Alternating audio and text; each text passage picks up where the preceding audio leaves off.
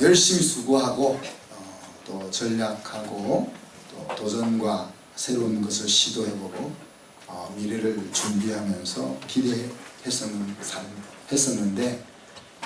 그런 기대와는 다른 결과를 우리가 참 경험하게 된다면은 하나님은 그 이유를 뭐라고 얘기했죠? 네? 답이고 하나님이 그 인생에 개입하셨기 때문이다. 하나님이 살아 계시기 때문이다. 다시 말하면 내 인생이 힘들고 내가 황량한 삶을 사는 것이 하나님의 살아있다는 증거가 되고 또 하나님이 내 인생을 외면하는 것이 아니라 내 인생에 깊이 개입하고 있다는 중요하고도 구체적인 증거가 된다 하는 것을 우리가 지난 시간에 살폈습니다. 우리는 항상 하나님이 함께 하시면 모든 일이 형통하고 즐겁고 잘 되는 그런 일만 생각하지만 성경은 분명히 하나님이 계셨기 때문에 그들의 인생이 황무해졌고 그들의 삶에 도전이 왔다 하는 것들을 말씀하셨습니다. 이런 이제 헛봉사와 같은 인생을 하지 않도록 하기 위해서 하나님이 주신 해결책은 무엇이었습니까? 자신의 소위를 살펴라 했습니다. 한 주간 동안 잘 살펴보았습니까? 보통 살펴라 그러면 자기는 안 살피고 상대방을 살피거든요. 가정을 잘 살펴라 그러면 남편을 살피고 있어요. 남편이 뭘 잘못하고 있나. 또 아내를 살피고 있고 그러면 자기를 살펴야 되는데 또 하나님을 한 주간 동안 살폈는지 모르겠어요. 여러분이. 하나님과 관련되어서 사는 이유, 그것이 우리가 소명이라 했죠. 그 소명과 연결되어 있는 삶을 살고 있는지를 살피라는 겁니다. 소명은 나의 삶이 하나님과 연결되어 있는 것이고 다르게 보면하면 내가 사는 이유가 됩니다. 그래서 이 하나님과 연결된 삶이 제대로 잘 자리를 잡고 있어야 보람이 있고 힘찬 생활을 할 수 있는 것이기 때문에 그것을 살펴야 한다는 겁니다. 근데 사람은 자주 소명을 잊어버리죠. 그죠? 하나님보다 세상의 마음이 빼앗길 때 우리는 소명을 잃어버리게 되고 또 눈앞에 일어나는 일에 너무 집중하게 될 때 소명을 잃어버리게 됩니다. 헌신되었던 5만 명의 백성들이었지만은 소명을 잊어버리고 이 땅이 고향인 것처럼 살아가고 있는 그들에게 하나님이 임하셨던 거잖아요. 그래서 우리가 중요한 것은 우리의 마음속에 그 중요한 삶의 이유를 잊지 않기 위해서 반복적으로 되씹어 보아야 돼, 곱씹어 보아야 되는 것이다. 15년 동안 깊은 잠, 이 긴 세월 동안 하나님께서 간접적인 사인을 여러 번 보냈지만은 정신을 못 차리니까 결국은 하나님께서 직접 백성들에게 나타나셨습니다. 그리고는 다시금 소승하는 길로 이끄셨죠.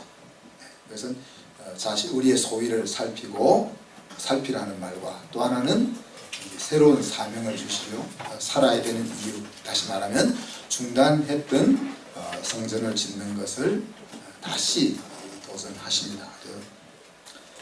그러면 네가 소위를 살피고 네가 하던 그 소명을 향하여 다시 발걸음을 내디디면 하나님께서 기뻐하시겠고 하나님께서 영광을 얻겠다라고 이야기하십니다. 그러면서 그 성전을 지으려고 할 때 오늘 성경에 보면은 산에 올라가서 나무를 가져다가 전을 건축하라 그렇게 명령하죠. 이 명령을 보면은 성전 건축을 하라는 하나님의 명령의 포커스가 어디 있는지를 우리가 알 수 있습니다. 산에 올라가서 나무를 가져와서 성전을 지으라 그랬는데 산에 흩어져 있는 나무들은 어떤 재료들입니까? 흔히 쉽게 구할 수 있는 재료들이죠. 그죠? 근데 솔로몬 성전을 지을 때는 레바논에서부터 값비싼 백향목을 들어오고 세계 각지에서 귀한 것들을 들여와서 아주 귀하고 값비싼 재료로 성전을 지었습니다. 그런데 오늘 하나님께서는 너희 옆에 있는 흔한 재료들을 가지고 다시 성전을 지어라고 말씀하시죠. 그죠? 미가서 6장에 보면은 하나님은 천천의 수양이나 만만의 강수 같은 기름을 원치 아니하신다 그랬습니다.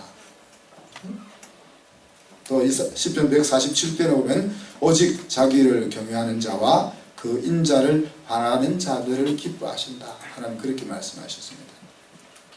처음 성전을 지을 때는 그 모형으로 그렇게 아름답고 웅장한 성전을 짓게 하셨지만 지금 학계를 통해서 재건하려고 하는 성전은 그런 것이 아니다. 이게 성전 본래의 본연의 모습을 오히려 소개해 주려고 하는 것이죠.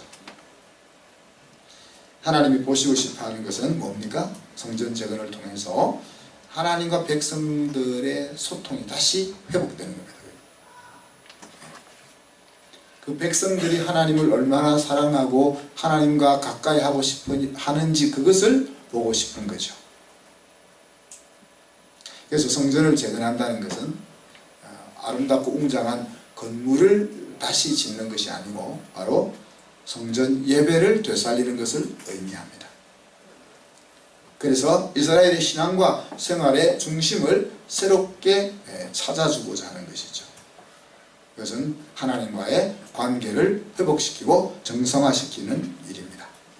신약에서는 그것을 임마누엘로 설명하기도 했고 하나님께서 우리와 함께 장막을 치고 거하는 것으로 묘사하기도 했습니다. 그래서 우리가 신경 써야 할 가장 중요한 것은 뭡니까? 하나님과의 관계를 정상화시키고 하나님과의 관계를 활성화시키는 거다. 그렇게 말할 수 있습니다. 물론 우리가 이 땅에 발을 딛고 살고 있기 때문에 사실 세상에서 사는 것만도 만만치 않을 때가 많잖아요. 그죠?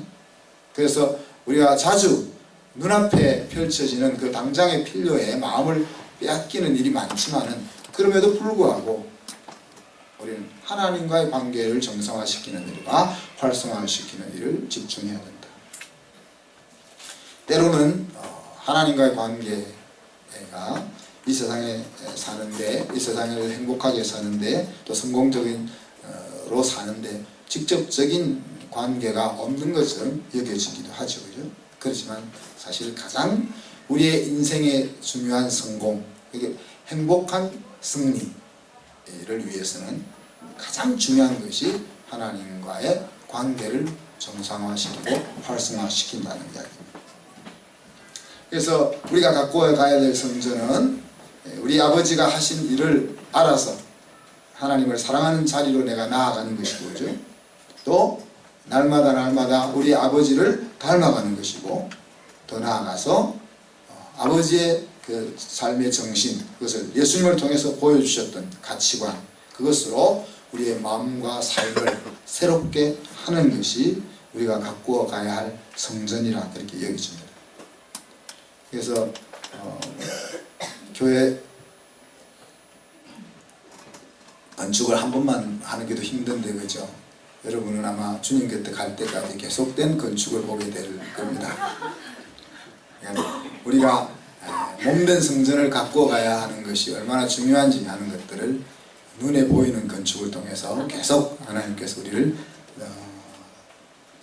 체근하실 줄로 생각이 됩니다. 하나님의 말씀이 지도자들에게 임했습니다. 그죠? 학계를 통해서 스룹바벨과 여호수아라는 두 지도자들에게 임했습니다. 그리고 남은 백성들에게 임했습니다. 이 백성들이 학계의 말에 귀를 기울였다, 청종했다, 그렇게 여겼습니다. 여호와의 목소리는 어떤 목소리였습니까? 내 소위를 살피고 멈추었던 성전 건축을 재개하라 하는 그 목소리에 귀를 기울였다는 것입니다.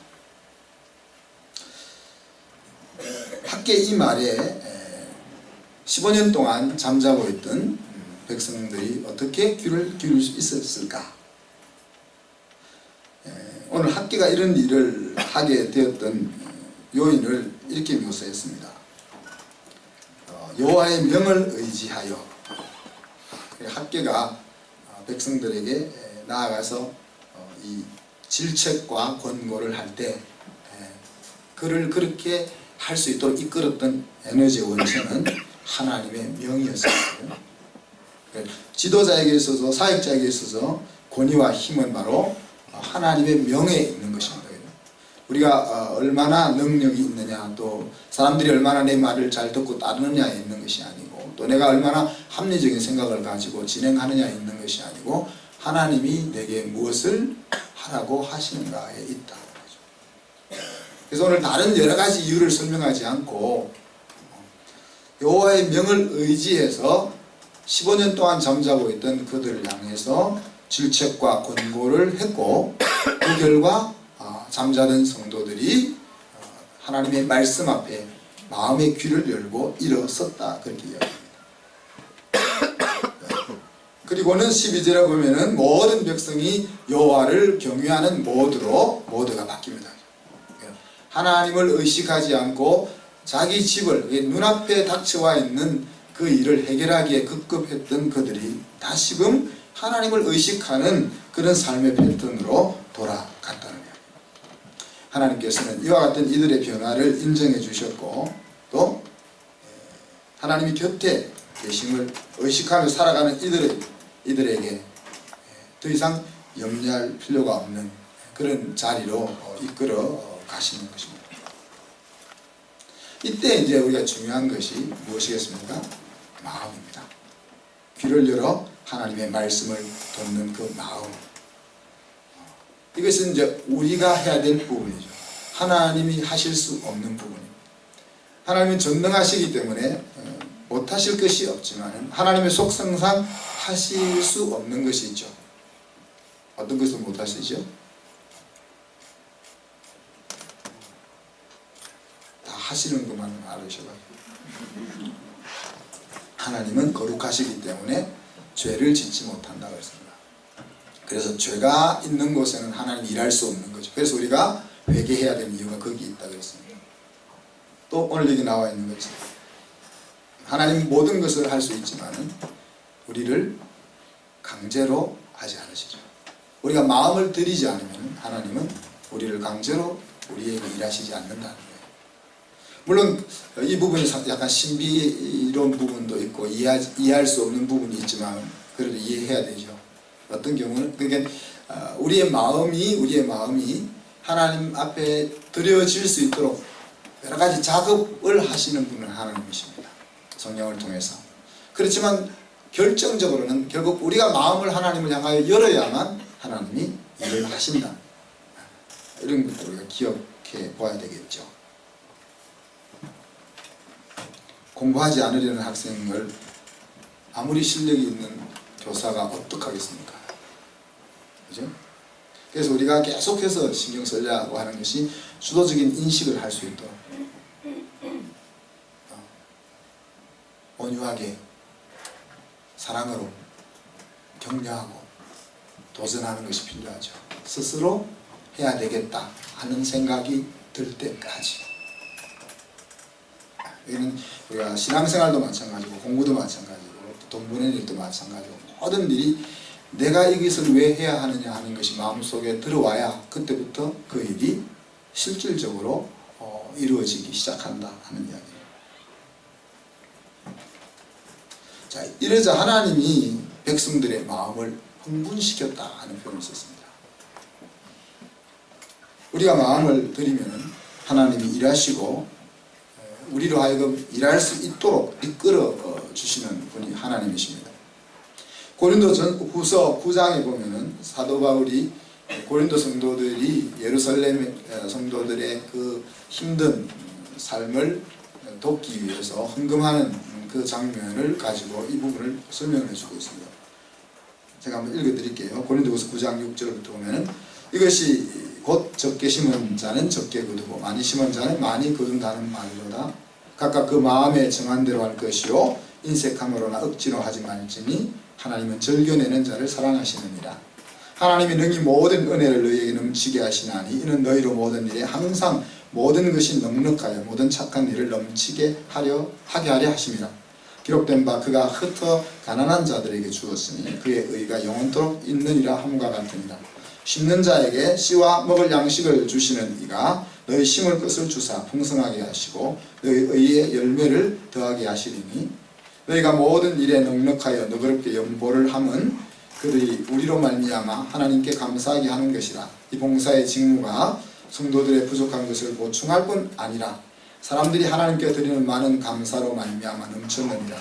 이 직무로 증거를 삼아 너희가 그리스도의 복음을 진실이 믿고 복종하는 것과 그들과 모든 사람을 섬기는 너희의 환연보로 말미암아 하나님께 영광을 돌리고 또 그들이 너희를 위하여 간구하며 하나님이 너희에게 주신 지극한 은혜로 말미암아 너희를 사모하느니라. 자, 고린도 교회의 재정이 재정이 어려운 예루살렘 교회를 후원하기 위해서 연보를 드린 일에 대해서 멘트한 바울의 내용입니다. 그죠? 연보의 일에 있어서 먼저 마음을 드리는 것이 얼마나 중요하냐는 것들을 이야기하죠. 실제로 보면 그렇게 이야기했습니다. 그 마음에 정한 대로 할 것이요. 그렇게 표현했습니다. 그런데 그 마음을 드리면은 심는 자에게 씨와 먹을 양식을 주시는 하나님이 그런 표현을 썼습니다. 심는다는 것은 내가 이 일을 심어야 되겠다는 마음을 먹는 거죠. 그죠? 내가 예를 들면은 내가 예루살렘 교회 성도들의 어려움을 그냥 지나칠 수 없어. 내가 담은 10만 원이라도 예루살렘 교회 성도들의 어려움에 보태야지 라는 마음을 먹었어요.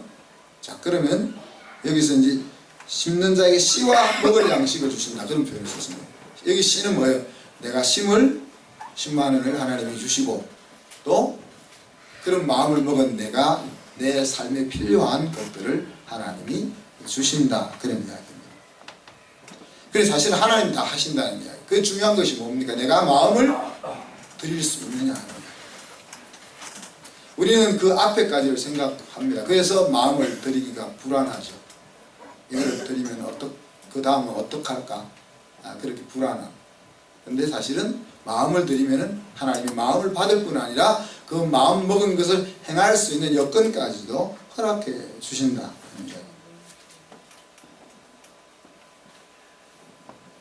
그래서 이 일을 통해서 뭐라고 하나님께서는 자기 자녀들로 하여금 착한 일을 넘치게 할 수 있도록 공급하시는 분이라는, 또 이 일을 통해서 예루살렘 교회 성도들이 어떻게 했다고 했습니까? 하나님께 영광을 돌릴 뿐 아니라 그들이 너희를 위하여 간구하고 고린도 교회 성도들을 위해서 기도했다. 얼마나 기도를 열심히 했겠어요? 우리가 산돌교회를 1년 동안 섬길 때 산돌교회 성도들이 얼마나 우리를 위해서 기도했습니까? 청소는 얼마나 또 깨끗하게 했으며 가끔 또 우리에게 선물도 만들어서 주시고, 또 여기 또 기도만 했을 뿐 아니라 너희를 사모하느니라, 그런 표현을 썼습니다. 그러니까 그 고린도 교회 성도들은 사실 물질, 이게 조그마한 물질을 어려운 예루살렘 교회에 드렸을 뿐인데 그 일로 인해서 하나님 앞에 영광에 돌아갔을 뿐 아니라 또 예루살렘 교회 성도들은 고린도 교회 성도들을 가슴에 사모하면서 그들의 삶의 행복을 위해서 그렇게 기도하는 일들이 일어났다 하는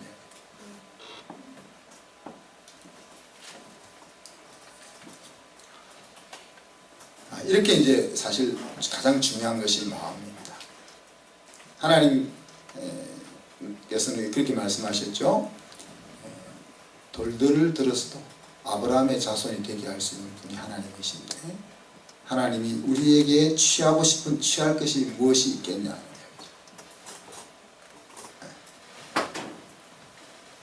자, 이렇게 이제 이스라엘 백성들이 하나님을 청종하게 되었을 때 오늘 13절에 보면은 하나님의 말씀이 임합니다. 어떤 말씀입니까? 내가 너희와 함께 하겠다.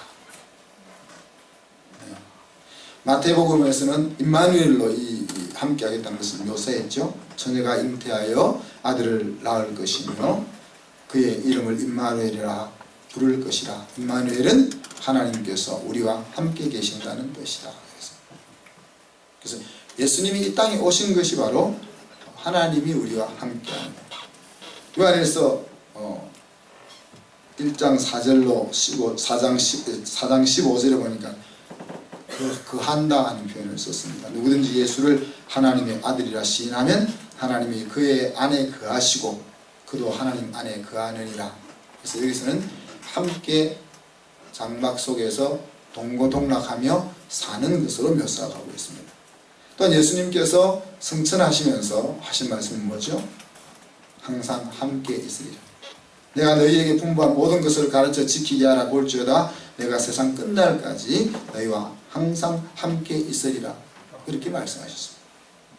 하나님이 함께 하신다는 것은 우리의 인생이 실패할 수 없게 만드는 인생 승리의 보증수표와도 같은 거죠. 이스라엘 백성들이 영적인 잠에서 깨어 하나님의 질책의 말을 듣고 일어났을 때 하나님이 주신 약속이 내가 너와 함께 하겠다. 함께 한다는 말은 앞에서 이야기한 것처럼 심을 씨와 먹을 양식을 공급하시는 하나님을 경험하게 되겠죠. 그리고 오늘 말씀의 제목처럼 그들의 마음을 흥분시키셨다 그랬습니다.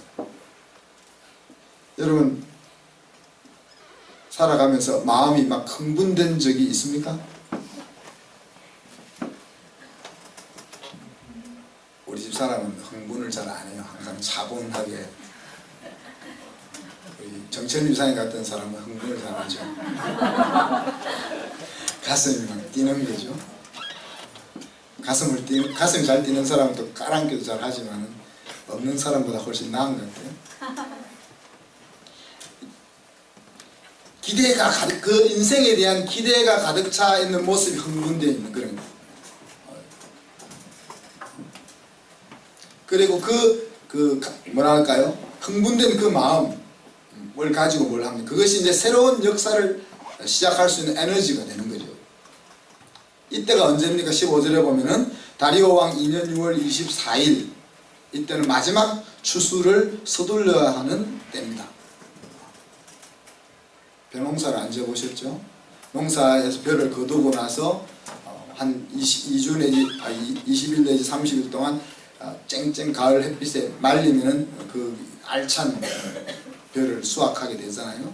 근데 그때 거두고 나서 그걸 잘 못하게 되면은 몇십 프로가 감소하거든요. 추수가.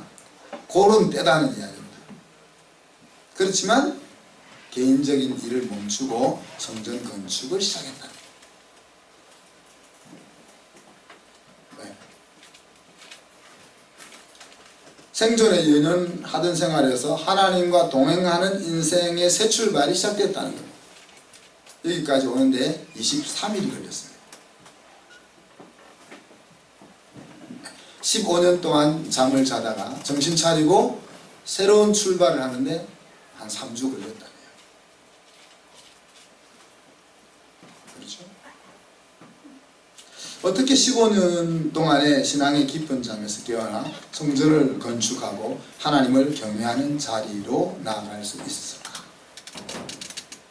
오늘 12절의 말씀을 따르면 하나님의 은혜가 임했기 때문에 그렇습니다. 그것은 하나님이 학계라는 선지자를 이렇게 세웠고 또 그 학계를 통해서 스룹바벨과 여호수아를 일깨우신 거죠.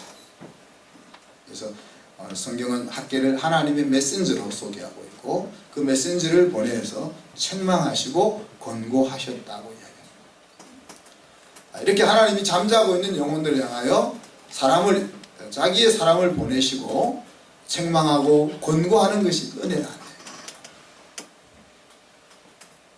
그리고 14절에 보니까 마음을 흥분시키는 하나님의 역사가 있습니다. 충동해가지고 분위기 띄워가지고 이렇게 하는 그런 흥분이 아니고 마음속에 그것을 하고자 하는 열망이 일어나게 만들었다는 겁니다. 지성의 각성이 일어나서 삶의 결단을 하는 그런 역사가 있었다는 얘기죠.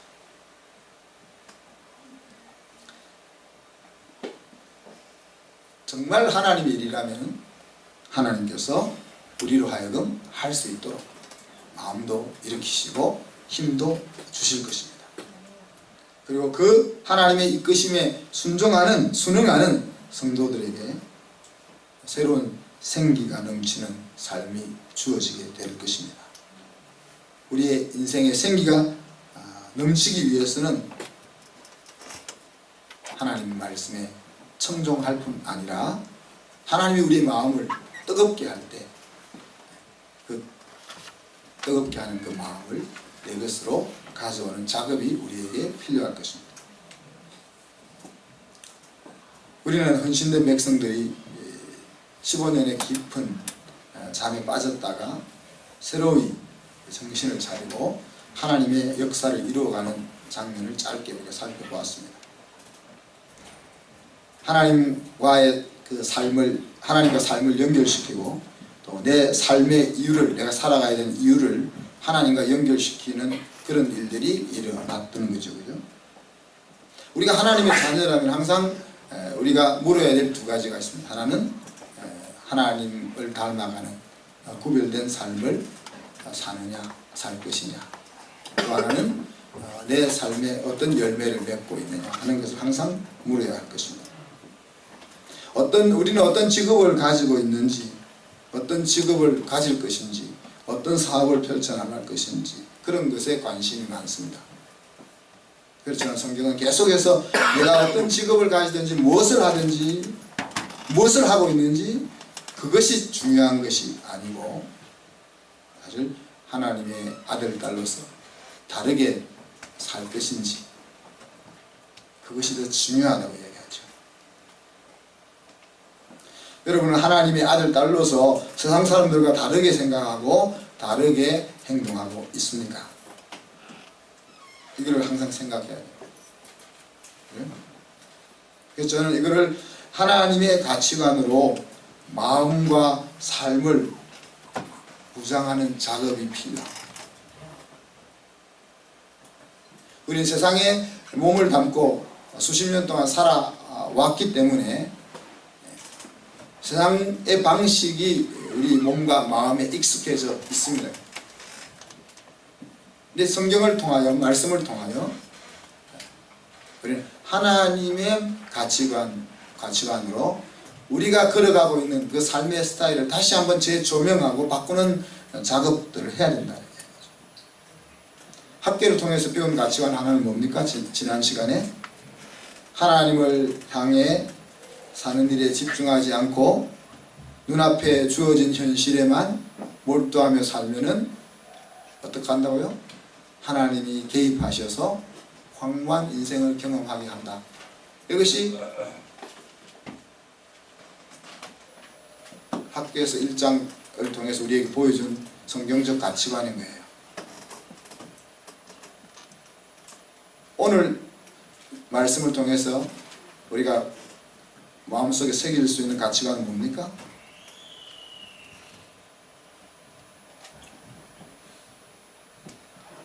우리가 하나님을 향하여 마음을 들이면 하나님께서 그것을 행할 수 있는 에너지를 주신다는 얘기죠. 그리고 하나님이 함께 하신다는 거예요. 그래서 신앙이라는 것은 결국 내 생각을 하나님 생각으로 바꿔나가는 작업입니다. 그래서 내가 얼마나 더 하나님의 생각으로 내 마음속을 가득 채우고 그것이 내 생활 속에 얼마나 나타나느냐 하는 것이 우리의 인생의 성공의 분량이라고 생각하시면 돼요.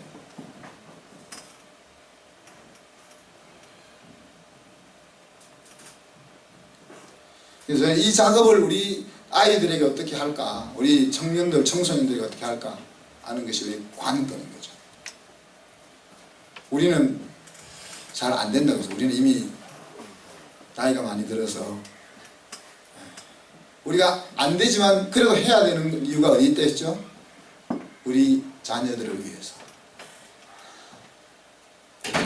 우리는 세상에 너무 많이 물이 들어서 그 물들은 그때 온전히 갈아엎을 수는 없지만 그래도 갈아엎기 위해서 움직여야만 우리의 자녀들이 좀 더 맑은 물에서 좀 더 나은 성경적 가치관을 마음속에 담고 신나는 승리하는 인생을 살아갈 수 있는 길을 열어줄 수 있다.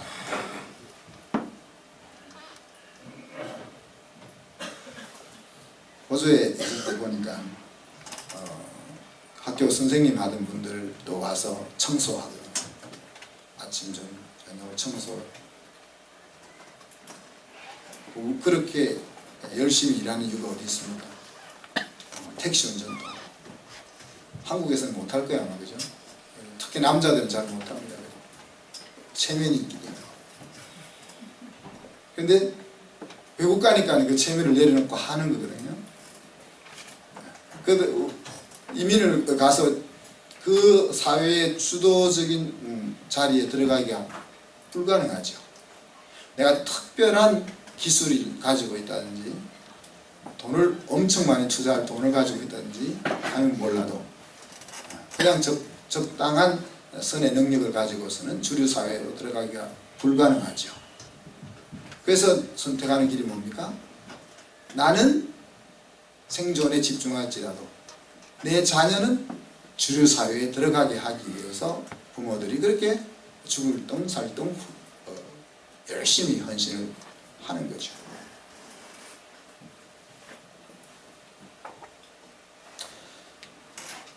우리가 생각해야 될 것이 또 열매라 했죠. 어떤 열매를 그러냐.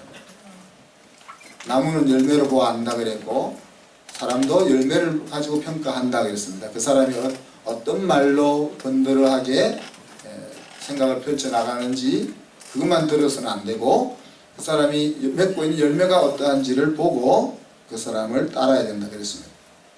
성경에는 세 가지 열매를 이야기합니다. 성령의 열매와 또 입술의 열매와 또 어떤 열매가 있죠? 생명의 열매가 언급됩니다. 성령의 열매는 잘 알잖아요. 특히 성령의 열매는 하나님의 품성을 닮아가는, 그러니까 우리는 아버지를 닮아갈 수밖에 없는데, 그죠? 아버지를 닮아갈 수밖에 없는데 우리의 영적인 아버지인 하나님을 얼마나 닮아가고 있느냐. 저는 대충 다 닮아가고 있는데 아직 분을 내는 이 부분은 그래도 많이 달라진 것 같아요. 이빨이 다 빠져서 그런지 하나님을 닮아서 그런지는 확실하지 않지만은, 자, 입술의 열매를 이야기할 때 우리는 이제 이것을 찬양을 입술의 열매로 표현하는 곳이 여러 군데 있습니다. 그럼 우리같이 찬양 못하는 사람은 곤란하지 않겠습니까? 그래서 이것은 입술의 열매는 찬양도 포함되겠지만 사실은 궁극적으로 하나님이 내 주인이기 때문에 항상 긍정적으로 말을 하고 항상 즐거운 말을 하고 사람을 살리는 언어를 사용하는 것을 우리가 입술의 열매라고 말할 수 있습니다. 그 속에 하나님을 높이는 찬양도 들어가겠죠. 그래서 입으로 매일 안 되는 소리만 하고 사는 거 아니라는 얘기죠. 하나님의 자녀의 입에는 항상 되는 소리를 한다는 얘기죠. 즐거운 소리, 사람을 세우는 소리, 긍정적인 소리. 그래서 지금 나라가 대통령을 뽑을 사람이 없어도 우리가 가져야 될 생각은 뽑아놓으면 하나님이 때려서라도 어떻게 하시겠지? 라는 생각을, 그래서 우리 손봉호 박사님이 그런 말을 했어요. 그리스도인은 염세적 낙관주의자일 수밖에 없다. 세상을 바라보면 소망이 안 보여. 그래서 다 접어야 돼. 접고 싶은데, 그렇지만 하나님을 바라보면 그 접고 싶은 상황 속에서도 희망이 있다. 그것이 이제 우리가 가져야 될 자세다. 그리고 생명의 열매는 어떤 겁니까? 너무 쉽지 않습니다.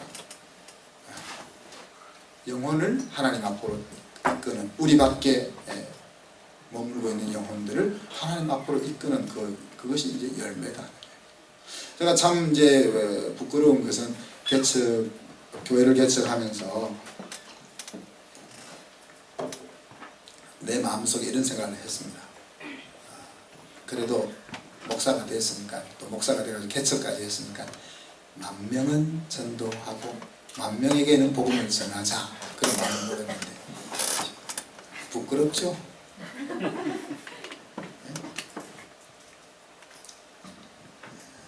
그래서 이제 이 하나님의 앞에 드렸던 그 마음을 새롭게 하기 위해서 쓰던 전략을 좀 짜고 있습니다.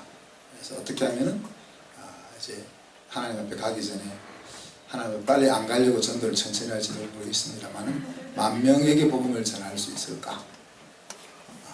10,000명에게 복음을 전할 수 있을까? 그래서 우리 학생들에게 복음을 전할 기회가 있죠. 또 우리 학부모 교육 시간에 복음을 전할 기회가 있죠. 그리고 또 이제 그 성경 공부를 하면서 복음을 전할 기회가 있죠. 또 이제 카페가 만들어졌으니까 카페에서 저녁에 우리 교회가 세워졌던 이유 중에 하나가 인생의 왜에 대한 하나님의 답변을 들려주자 하는 겁니다. 우리가 다 안고 있잖아요. 왜 인생을 이렇게 고달파야 하나? 왜 인생에 이렇게 고난이 많나? 여러 가지 우리가 이해할 수 없는 그런 질문들이 있지 않습니까? 그 질문에 대해서 하나님의 답변을 들려주는 그런 이제 그 코스웍을 만들려고 하는데 그것을 통해서 복음을 전할 수 있을 것 같고 또 학부모들 가운데 이제 믿지 않는 분들이 학교에 오고 있는 그런 상황이기 때문에 시스템적으로 그들이 어떻게 복음을 듣게 할 수 있을까 이런 것들을 통해서 생명의 열매에 대한 생각들을 하고 있습니다. 오늘 이 15년 동안 깊은 잠을 자고 있던 이스라엘 백성들의 임했던 은혜가 우리 한순교회 성도들에게 일어날 수 있기를 소망합니다. 하나님의 책망이 들려질 수 있게. 바리새인들은 이렇게 이야기했습니다. 예수님이 말씀을 전가할 때 우리가 소경인가? 눈을 뜨고 있으니까 자기들은 소경이 아니라고 생각하는 거죠. 우리는 곰곰이 하나님의 책망 앞에 마음의 눈을 열고 마음의 귀를 열고 들어야 합니다. 그것이 들려질 수 있기를. 또 하나님께서 우리 성도들 각 가정에 생기를 좀 불어넣어 주세요. 생기를 불어넣어. 그래서 오늘 하나님이 그 마음을 흥분시켰다 그랬잖아요. 그래서 여러분들의 그 얼굴이 막 이빨이 22개가 보일 수 있도록 에너지가 넘치는 그런 모습으로 변화될 수 있고 그래서 삶에 대한 기대가 살아날 수 있습니다. 짜증스러운 인생 이게 아니라 내일은 또 빨리 해가 또 오르지 않나 이런 그런 기대가 살아날 수 있습니다. 사랑하는 성도 여러분, 하나님께서 우리에게 은혜와 역사를 행하시도록 기도했으면 좋겠습니다. 하나님의 책망이 들려지게 하옵소서. 우리의 마음을 흥분시켜 주옵소서. 하고자 하는 소망이 내 마음 깊은 곳에서부터 용솟음시게 해 주시옵소서. 아멘. 하나님을 닮아가는 그 배움이 내 속에 있게 하시고 하나님의 생각으로 마음을 다잡는 일이 나에게 일어날 수 있게 하시고 또 우리가 하는 교육을 통해서 세상을 변화시키는 그 섬기는 그 사역들이 일어날 수 있게 주십시오 라는 그런 기대와 기도가 있었으면 좋겠습니다. 학계 선지자를 통해서 주어진 그 격려가 2500년 전에 신앙의 깊은 잠을 자고 있던 유다 남은 자들에게 재개의 길을 열어준 것 같이 저와 여러분의 인생에도 새로운 출발을 할 수 있도록 이끌어 주시기를 주님의 이름으로 축복합니다. 아멘. 기도하겠습니다. 하나님, 참으로 요즘 나를 보나 세상을 보나 참 살아갈 맛이 나지 않는 그런 모습들이 주변에 흩어져 있는데 오늘 이스라엘 백성들의 마음에 흥분시켜 주셨던 그 놀라운 하나님의 역사가 우리 성도들의 가슴 속에 삶 속에 주어지게 하여 주옵소서. 하나님의 책망이 또 하나님의 소명이 우리의 마음속에 들려지게 하여 주시어서 정말 지금까지의 내 인생이 어땠을지 모르지만 다시 한번 새로운 삶이 시작될 수 있는 그런 놀라운 은혜가 모든 성도들에게 임하게 복 내려 주옵소서. 감사드리며 예수 그리스도 이름으로 기도하옵나이다. 아멘.